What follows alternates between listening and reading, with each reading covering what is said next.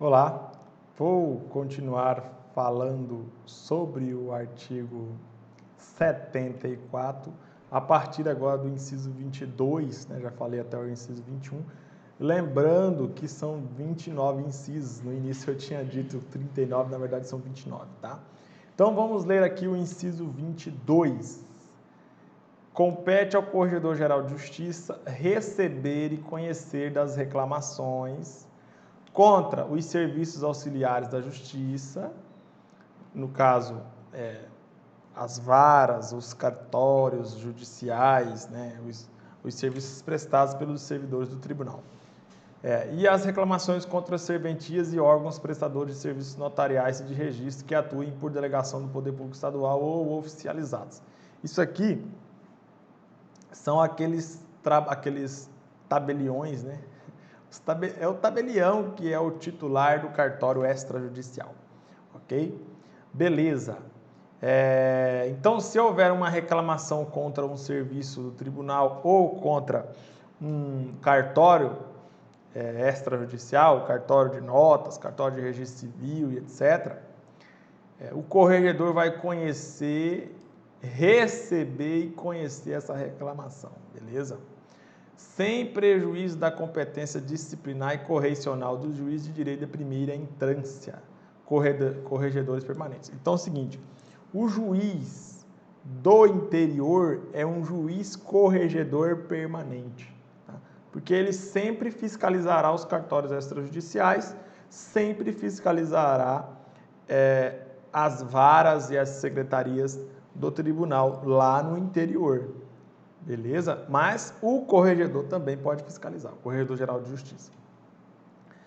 Podendo avocar processos disciplinares em curso e aplicar sanções administrativas, assegurada a ampla defesa. Beleza? Então, o que se está dizendo aqui é o seguinte, as secretarias, as serventias, os serviços auxiliares do tribunal e os cartórios extrajudiciais do Amazonas são fiscalizados pelos juízes corregedores permanentes, que são os juízes que estão no interior, que estão trabalhando ali no dia a dia, eles podem fiscalizar a qualquer momento. É uma fiscalização permanente. No entanto, isso não impede que o Corregedor-Geral de Justiça também faça uma fiscalização contra esses cartórios, contra os servidores lá do interior, as secretarias do interior, as varas do interior. Beleza? Basta que exista aí uma reclamação contra o cartório judicial ou extrajudicial. Beleza? Não tem muitas dificuldades no inciso 22. Vamos ao inciso 23. Compete ao corregedor propor ao tribunal a declaração de regime de exceção de qualquer comarca. O que significa isso? Imagine uma comarca do interior, Apuí, por exemplo. Só um exemplo. Aí vamos imaginar que a Apuí não está cumprindo as metas do CNJ, nem meta 1, nem meta 2, nem meta 3, nem meta 4, nem meta 5, nem meta 6. Não está cumprindo nenhuma meta. Aí, além disso, o juiz lá da comarca não está dando conta do trabalho. A comarca está muito atrasada, cheio de serviço, não consegue fazer nada, não tem uma boa administração na comarca e tudo mais. Aí vamos supor que o corregedor faça uma fiscalização e verifique que a situação daquela comarca de Apuí, por exemplo, né, está drasticamente prejudicial, tanto ao tribunal quanto às pessoas que dependem do Poder Judiciário em Apuí. O que o corregedor pode fazer? Ele fala assim, vamos declarar a comarca em regime de exceção, vamos colocar ali mais juízes para trabalhar ali, ajudar o juiz que está lá, vamos colocar mais servidores, vamos tentar resolver os problemas. Depois que a gente resolver todos os problemas, a gente tira esses servidores que a gente colocou, tira o juiz que a gente colocou e deixa a comarca se tocar sozinha pelas pessoas que estão lá. É como se fosse falando assim, vamos abrir uma exceção, chamado regime de exceção, para ajudar a resolver os problemas dessa comarca. Isso aí é o famoso regime de exceção. Tá? Então, é muito comum, por exemplo, nesse caso, no caso de regime de exceção, o que é muito comum é o seguinte, o juiz da cidade não vai julgar aquele processo, será um outro juiz designado. Entendeu mais ou menos o que significa o regime de exceção? O regime de exceção é exatamente essa situação excepcional em que o tribunal coloca outros servidores, outros juízes para ajudar a resolver os problemas da comarca por um determinado período de tempo, depois retira esses servidores e deixa a comarca se tocar sozinha. Beleza? É mais ou menos isso. Então, o corregedor, como ele pode fiscalizar a comarca, ele pode, detectando que é necessário declarar um regime de exceção, o corregedor pode enviar uma comunicação para o Tribunal de Justiça, né, para os 26 desembargadores, e falar, olha, fiz uma fiscalização assim, verifique que tem que fazer um regime de exceção lá na comarca. E aí o tribunal vai decidir se vai aplicar o regime de exceção ou não. Mas o corregedor ele pode propor, sugerir, ok? Beleza, vamos para o inciso 24. Compete ao corregedor baixar provimentos e instruções necessários ao bom funcionamento da justiça na esfera de sua competência. Então, por exemplo, o corregedor pode baixar algumas instruções para que os servidores que trabalham na corregedoria trabalhem de acordo com o que o corregedor quer. Beleza? Esses são normativos internos da corregedoria, desde que em processo no âmbito da competência da corregedoria. Tá. Inciso 25. Compete ao corregedor visitar as cadeias públicas ou estabelecimentos penais, adotando medidas de sua competência, concedendo habeas corpus, se for o caso. O que significa isso aqui? A gente já aprendeu, inclusive, que o corregedor ele tem competência para se deslocar a um presídio ou um estabelecimento prisional, um estabelecimento penal, e verificar se está tudo correto lá nesse estabelecimento. Se ele verificar que tem alguma coisa incorreta, ele vai tentar corrigir o problema. E se ele verificar que tem um preso que está preso de forma ilegal, ele pode analisar o eventual habeas corpus daquele preso e mandar soltar o preso, ou seja, conceder o habeas corpus, se a prisão for ilegal. Beleza? Ok? Tranquilo. Inciso 25, sem problemas, o corregedor pode fiscalizar as cadeias. Inciso 26, estamos quase chegando ao fim do artigo 74. Veja só. Compete ao corregedor levar ao conhecimento das autoridades constituídas faltas imputáveis às autoridades policiais. Então, imagine que um policial ou um delegado cometa alguma irregularidade e o corregedor fique sabendo.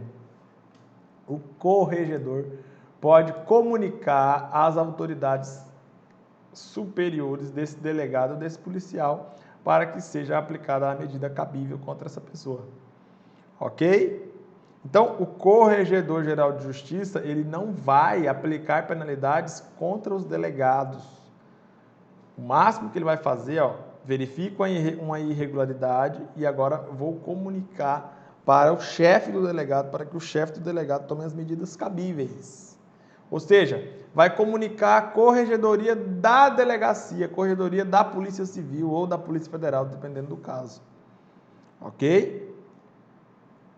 Beleza, tomemos aí o cuidado. Quando se tratar de autoridade policial, o corregedor não vai aplicar nenhuma penalidade, ele vai comunicar a corregedoria do âmbito das autoridades policiais. Tranquilo?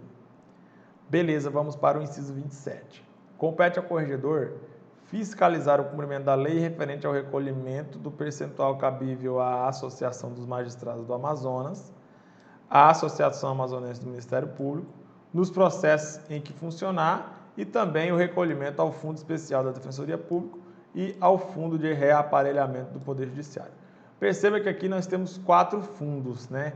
4 instituições que receberão dinheiro aí das pessoas que precisam do Poder Judiciário. Então, temos um pouco do dinheiro vai para a Associação dos Magistrados do Amazonas, um pouco do dinheiro vai para a Associação do Ministério Público do Amazonas, um pouco do dinheiro vai para o Fundo Especial da Defensoria Pública e um pouco do dinheiro vai para o Fundo Especial de Reaparelhamento do Poder Judiciário. Percebam, o dinheiro arrecadado vai para o Poder Judiciário, para a Defensoria Pública, para o Ministério Público e para as associações, para a Associação dos Magistrados. Até aí tudo bem. O corregedor, ele tem o poder de fiscalizar se realmente está tudo correto a destinação desses percentuais aí para cada uma dessas instituições. Ok? Não tem muita dificuldade o inciso 27, na verdade é mais uma atividade aí do corregedor no âmbito da fiscalização administrativa, tá? Tranquilo, vamos para o inciso 28, quase finalizando. Compete ao corregedor baixar instrução para a redistribuição de processos, livros e papéis cartorários quando necessário. Então, se for necessário redistribuir algum processo, o corregedor ele vai orientar, porque ele é um órgão de fiscalização, disciplina e orientação. Então, ele vai orientar como é que deve ser feita essa distribuição e vai fazer isso por meio de algum ato normativo, né? Algum ato instrutivo, uma instrução, ok? E o inciso 29, para finalizar, compete ao corregedor exercer quaisquer outras atribuições mencionadas em lei, neste código ou no regimento interno. Ou seja, o inciso 29 finaliza com chave de ouro, dizendo que todos os incisos 28 mencionados anteriormente, do inciso 1 até o inciso 28, são meros exemplos, conforme eu já tinha dito, né? O artigo 74, lembre-se, lista competências e atribuições do Corregedor-Geral de Justiça, mas são meros exemplos. É um rol exemplificativo, não é um rol taxativo. Ou seja, é um rol não taxativo, beleza? Por isso, o corregedor poderá receber outras atribuições, outras competências previstas em outros artigos, em outras leis ou no regimento interno. Ok? Tranquilo? Não tem muita dificuldade aqui. Vamos para o parágrafo único. O Corregedor-Geral de Justiça poderá rever, de ofício ou mediante provocação, os processos disciplinares de servidores, serventuários e delegatários de serviços extrajudiciais julgados há menos de 6 meses, cujo procedimento será estabelecido por resolução. Então, perceba, isso aqui pode cair na sua prova porque tem um prazo. Imagine isso aqui, ó.